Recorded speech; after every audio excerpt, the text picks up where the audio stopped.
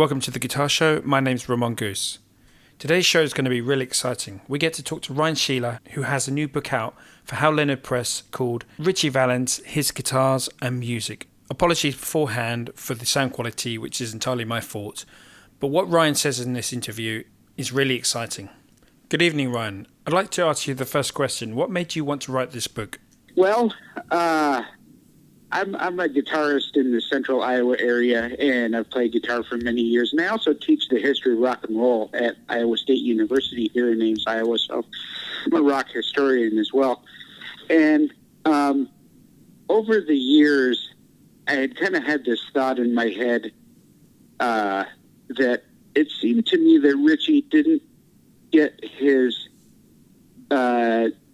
just desserts, I guess you could say, his proper place in terms of being a rock guitarist in that first generation of rock players. And we're talking about people like Chuck Berry and Buddy Holly and Bo Diddley and Eddie Cochran and Scotty Moore and Cliff Gallup and Carl Perkins.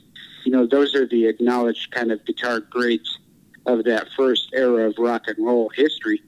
And it doesn't seem like Ritchie Valens gets mentioned with them. And to be fair, he's younger than most of those other players that I mentioned. But on the other hand, you hear from a lot of anecdotal evidence, either in books or in film, with interviews and discussions of other people that were around Ritchie, how great a guitarist he actually really was. And I thought that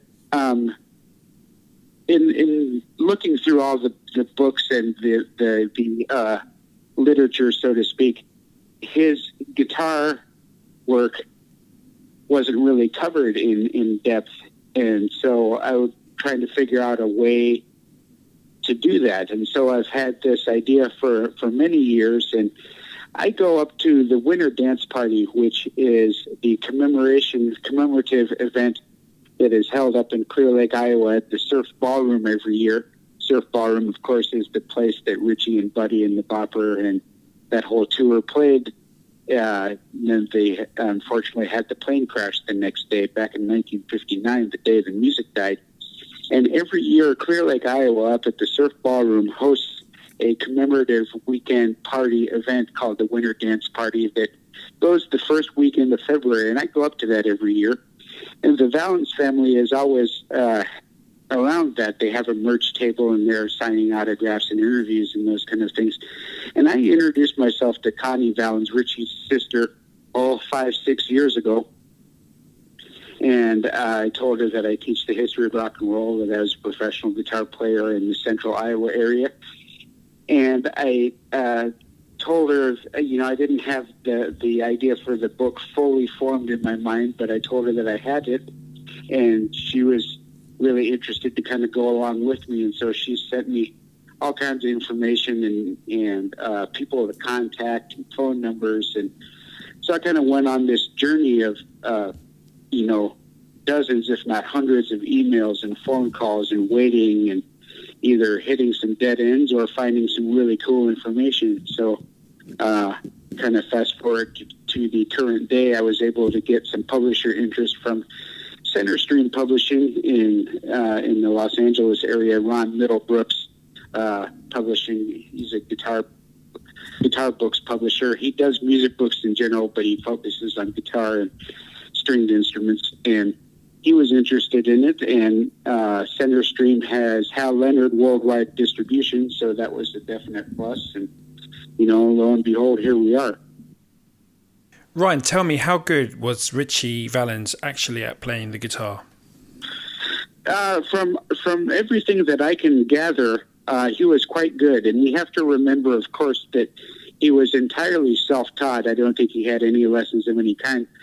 He picked it up from some family members, you know, basically coming out of the Latino, the Mexican-American community in Southern California, had very close-knit extended family, cousins and relatives and, you know, this, that, and the other. And he picked it up through his relatives. And in the mid to late 50s in Southern California, you know, the rock and roll was really first hitting. And I think there was at least one good rock/rhythm and blues radio station there in the valley that him and all of his friends listened to. So he just had a natural aptitude for it. And, anybody that's worth their salt as a guitar player really develops a love for it. And, it's like the pilot that has 40,000 hours of airtime, and they're playing, those commercial airline pilots. The way that people really get good at what they do is they spend a lot of time with it. And a lot of things you read about Ritchie is that there was hardly a time that he didn't have a guitar, on him or some way, shape, or form. So, the way that you get good at it is you just play a lot. And that's what Ritchie did from everything that I could gather. Tell me, Ryan, what was Ritchie like in the studio? And a bit of a personal question. Did he actually play the main riff to La Bamba? I think so. I'm basically gathering a lot of circumstantial evidence because either Bob Keane didn't keep good track sheets, or those track sheets have disappeared. I've talked to several people, most notably Tommy Tedesco's son, Denny, who Tommy Tedesco is of the Wrecking Crew, and his son Denny put together the whole Wrecking Crew film, and I've conversed with Denny a lot, and this he could never find any track sheets for me. Basically, you have to remember that Ritchie was a completely self-taught musician, and he kind of went from 0 to 60. Bob Keane did some recordings. Bob Keane had a really good home studio, and then he did most of his major tracking with the band tracks at Gold Star. And since there's no track sheets that exist for those recordings, it's hard to really know who played on what. I do know that Renee Hall played some rhythm guitar and played all the famous Dan Electro 6-string bass parts on there.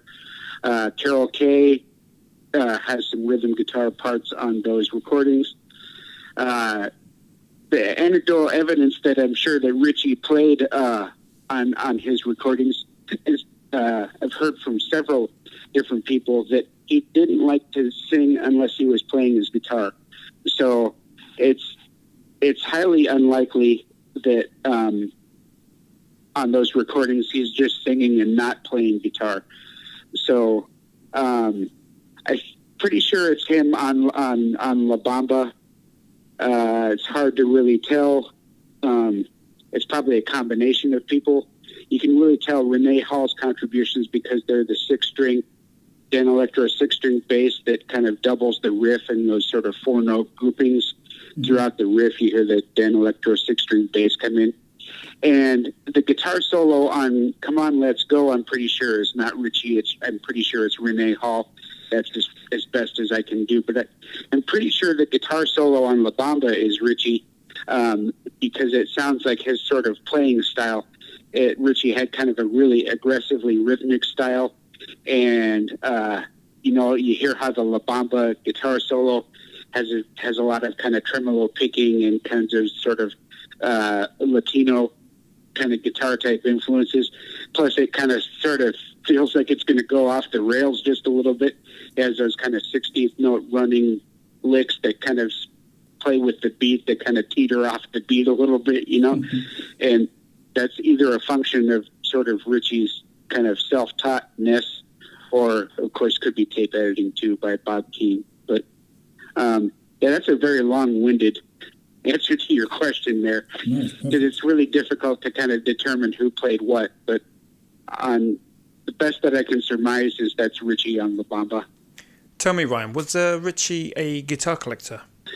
Yeah, he comes from a very sort of almost lower class background. The Latino community in the San Fernando Valley in the 50s, very impoverished community. But he liked all the guitars that he could get his hands on. The first guitar that he is known for, as you see him in the early pictures, is a 3/4 size Harmony H44 Stratotone, which that brand comes from Sears. And there was a Sears in the San Fernando Valley during this time. Was never able to determine whether or not he got it directly from Sears, but there was one in the Sears catalog. And the other anecdotal evidence that I've kind of heard, but I was never able to verify, is that he got it from a pawn shop.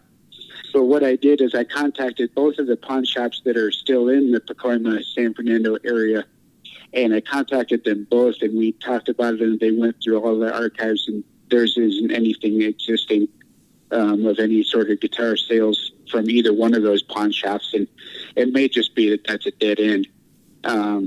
But I tried my very best. So at any rate, he got a hold of this Sears Harmony H44 guitar, and it's a 3/4 size electric with a wooden bridge, and it was originally gold in color, which all of them sort of were of that vintage, and he repainted it red first in shop class.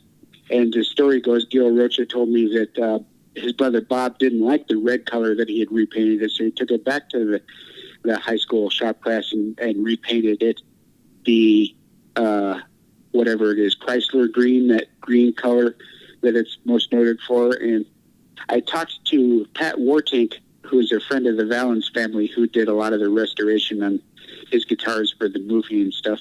And Pat told me all about the stories of the refinishing and whatnot. Pat did the restoration of the green guitar and the white guitar for the movie, and Harmony later came out with a reissue of that green H44 Stratotone that Pat Wartink, Pat did all the specs for and that kind of thing. The original Harmony green one is in the Grammy Museum in Los Angeles. Ryan, please tell me about Ritchie's famous Fender Stratocaster. Yeah, the Stratocaster comes into the picture basically late in Ritchie's career, probably in December 58, January of 59, that's when the really famous promo pictures of Ritchie are all taken. Those date from January of 59, I believe. And as far as I know, the Fender and the Gibson both were destroyed or lost in the house fire. The family lost a bunch of Ritchie's possessions. This was many years ago, 30, 40 years ago. And I was not able to find it because either the Fender has been completely lost or it was stolen, so nobody really knows where it is and it hasn't surfaced yet. But Pat Wartink told me that Leo gave Ritchie and Buddy and Dion and everybody new Fenders for that Winter Dance Party tour. And the Winter Dance Party was booked well in advance of it actually happening. The tour Winter Dance Party started the end of January. But so Ritchie had his Stratocaster probably at least by early January, if not before. And it's probably a late 58 Tobacco Sunburst. I was able to contact Fender. Didn't have any of the original period specs for it, but they have a reissue, like a 1959 American Strat reissue that I was able to get the specs for because they built it according to. I think this was even before they had the 5-way switches. They just had 3-way pickup switches, if I remember right. And the Fender was Ritchie's main guitar on the Winter Dance Party tour. That's what he carried in all the fan pictures from the Winter Dance Party tour stops with him with the Fender. Another guitar Ritchie was famous for playing, Ryan, was a 1958 Gibson ES225. Could you tell me a little bit about that guitar? Yeah, that's an interesting find. There's a music store in San Fernando called Castle's Music, and if you remember back to Wayne's World, the first Wayne's World, where Wayne is in the music store and he sees the white Fender Strat and it's the nose stairway, all that thing in the glass case, the Fender Strat there. That's Castle's Music in San Fernando. And that music store has been there for forever, really since the 40s or 50s, I think. And that was where Ritchie and Gil Rocha, who hired Ritchie for the silhouettes, that's where Gil and Ritchie either borrowed or rented a lot of gear. And the current owner of Castle's Music, Ed is his name. The original owner died, but Ed took it over like in the 70s, I think. Ed Intagliata corresponded with him a lot, and he sent me a scan of the original consignment receipt for the Gibson, dated October 1958, where Ritchie's mom signed the consignment slip for the Gibson guitar, October 1958, from Castle's Music. So that's kind of cool. The Gibson ES 225 is a kind of a thin line hollow body. It's not a thick one, and it's got two P90 pickups in it, dot neck. And so I was able to get the original consignment receipt from Castle's Music, and I was able to get a scan of the original 1958 Gibson catalog with the all the specs of the guitar. That guitar that Ritchie's pictured in several promo pics and fan pics, that guitar, the Gibson guitar, he played that in the Live at Pacoima Junior High album, which is an album that isn't really an album. It was I think it was recorded in December of '58, give or take. And it was a high school assembly that Ritchie played. Gail Smith, who was a friend of Ritchie's from back then, she's still alive too. I corresponded with her a lot. Gail Smith used to run the Ritchie Valens fan club, and she taped this high school assembly that Ritchie played, came back to his old junior high school, and they taped it on I'm not even sure how they taped it, on an old reel-to-reel that they had in the high school auditorium. So it's a very lo-fi recording of Ritchie, and a drummer, Don Wilson, I think must have been a friend of Ritchie's. And you can kind of really hear Ritchie's unvarnished guitar playing, and it's pretty stellar, actually, for all the lo-fi recording. And he was playing the Gibson ES 225 through a Fender Deluxe, a Tweed Deluxe of some vintage, probably mid-50s era Deluxe. So that Live at Pacoima Junior High album is a good representation of Ritchie. You can hear him with the Gibson guitar. Also, Ryan, please tell me about the Gretsch 6120. There's some footage of Ritchie playing that guitar. Did he own it, or did it belong to somebody else? Yeah, that took a little bit of digging and stuff too. Again, Pat Wartinker is one of my best sources for that. I've had many good conversations with Pat about that. The Gretsch 6120 is not Eddie Cochran's guitar. It's a loaner, and I think it's a loaner that Eddie. Not sure where Eddie got it from, but Eddie got it and just let Ritchie use it. So it's neither Eddie's or Ritchie's, actually. And Ritchie has that 10-minute, or 5 or 10-minute spot in Go Johnny Go, where he plays Ooh My Head and kind of straps up that Gibson.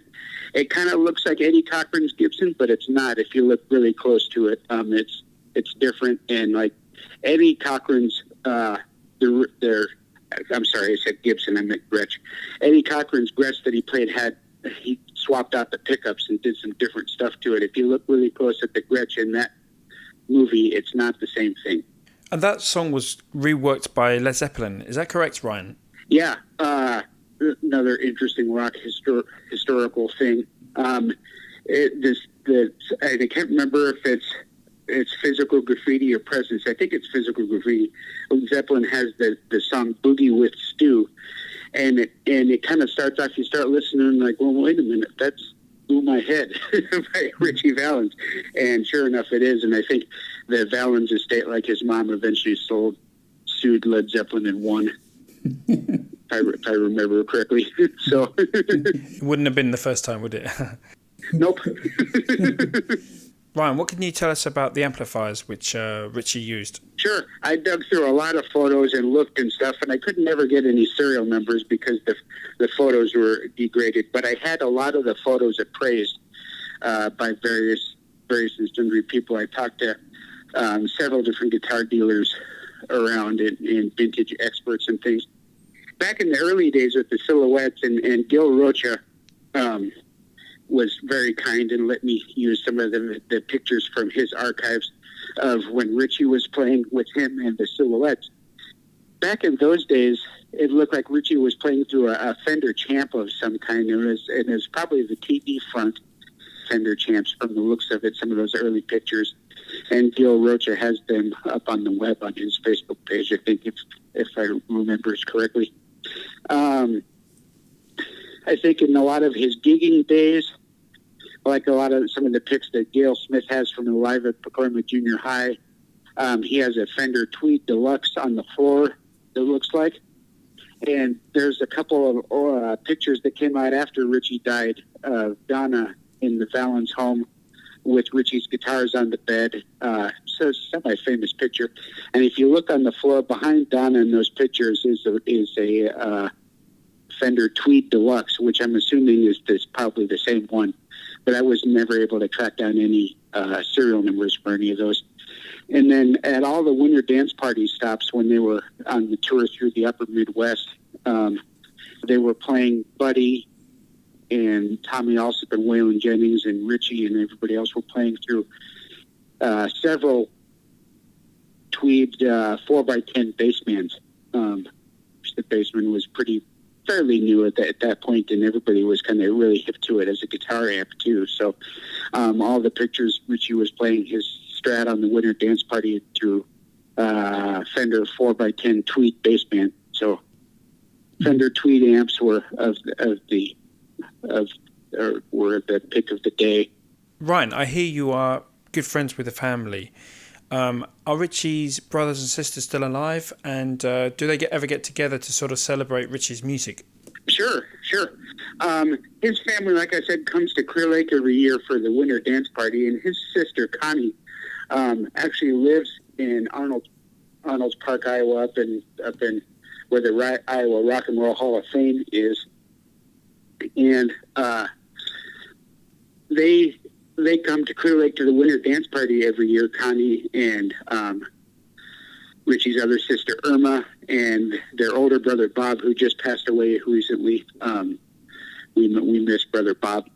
And their youngest brother Mario. They all come to Clear Lake usually every year for the winter dance party, and they have merchandise tables there for Ritchie's stuff, and they give interviews and take pictures and sign autographs, and are very, very nice, very wonderful people.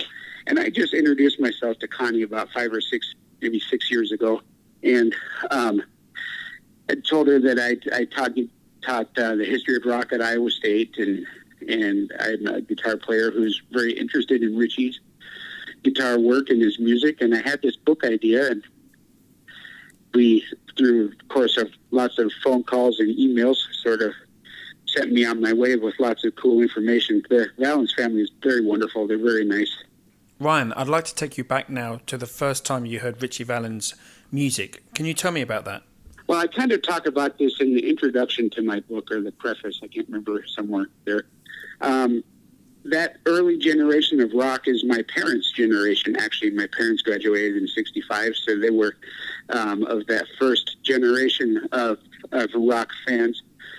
So when I was very young in the '70s, when I was too young to basically know about the rock and roll artists of my generation, my first exposure to it was the rock of my parents' generation, and my dad really kind of got me into that kind of stuff. And here in central Iowa, we've had several really good oldies radio stations here. KRNT 1350 AM and KILA 93.3 FM, among others, have been playing the old rock and roll for years and years. So I was first exposed to that, when I was 5, 6, 7 years old, 8 years old maybe. Started playing guitar when I was 8, and I am 46, almost 47 now, so I'm coming up on 40 years of playing guitar myself. Yeah. And just got into it that way, and I was well into my teenage years when the movie came out, and I remember the soundtrack being a huge hit with Los Lobos did some killer renditions of Ritchie's tunes, and that movie was a big deal for a while. Were any of Ritchie's original guitars used in the making of the film? I'm not sure. I'm trying to remember if that's the original harmony guitar in it, or if it's the replica. The white guitar is the original white guitar that Lou Diamond Phillips carries is based on a couple photographs of Ritchie playing a Halloween party at Gail Smith's house in '58. And the original guitar is an Epiphone Ritz, which is an archtop Epiphone based in the 1940s or so. But Pat Wartink rebuilt the replica for that white guitar for harmony, and that is the one in the movie. I have a picture of that guitar in my book also. Oh, wow, yeah. The Strat, I'm not sure. It looks like a period '58 Strat, but I'm not sure if it's the original one. I doubt it, because I think the original one was lost by then. Ryan, tell me, how can folks get hold of your book? My book is available through Center Stream Publishing, which is a guitar publisher out of the Los Angeles area, and they have Hal Leonard distribution worldwide. So it's available through Hal Leonard and any other bookseller that Hal Leonard distributes through. You can, Guitar Center, Amazon, Barnes and Noble, wherever else. And my book has an audio download. There's a code in the front cover where you can download a copy of me and my band playing La Bamba, and I talk about the riffs and solos and things like that, because there's a transcription with guitar tabs for La Bamba, and with Ritchie's original solo, and then Cesar Rosas solo from the Los Lobos version as well. So working on my next project is going to be a book of guitar transcriptions of more of Ritchie's tunes. I'm probably going to do the hit singles and the B-sides first. Hopefully going to work on that this year or next. So hopefully we'll have another Ritchie Valens book to talk about as well. Well, I hope when you release that book, you'll also come back and talk some more about Ritchie's music. Absolutely. Absolutely. Thanks a million, Ryan, for coming on to the Guitar Show, and stay safe in these troubled times. Yeah, thank you. Stay safe as well. Thank you very much for having me.